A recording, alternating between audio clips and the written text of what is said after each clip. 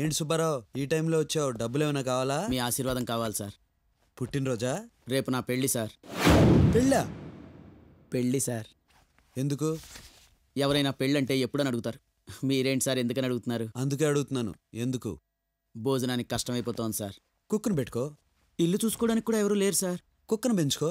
ఇప్పటికిప్పుడు కట్నం ఇచ్చే కుక్క ఎక్కడ దొరుకుతుంది సార్? సెటైరా? మీతో సెటైర్ వేస్తే రిటైర్ అయిపోతా అని తెలుసు సార్.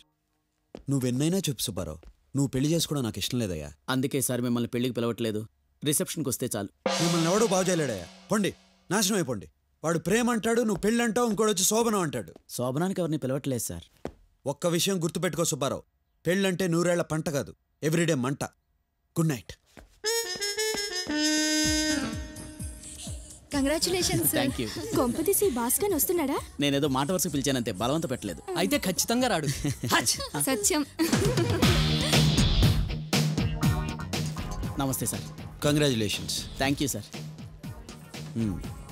ఏంటయ్యా పేరు హైమవతి అని ఉంది, పిల్ల మాత్రం జామవతిలా ఉంది. Thank you sir. అమ్మాయి పేరు పైన రాసి నీ పేరు కింద రాశారేంటి? ఇప్పటి నుంచి డామినేషనా?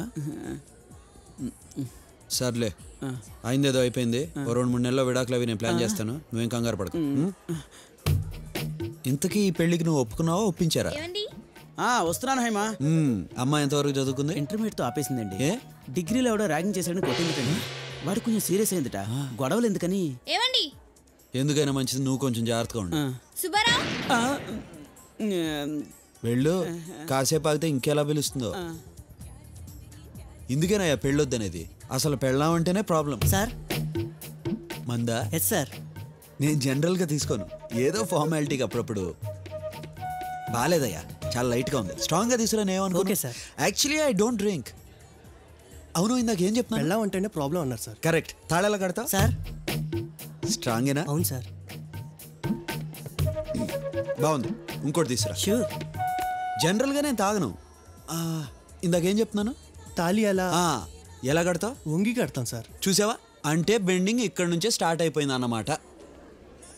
పెళ్లి కూతురు లార్డ్లా కూర్చుంటే మనం కూలోళ్ళలాగా వంగి 1 కాదు 2 కాదు 3 ముళ్ళు వేయాలి.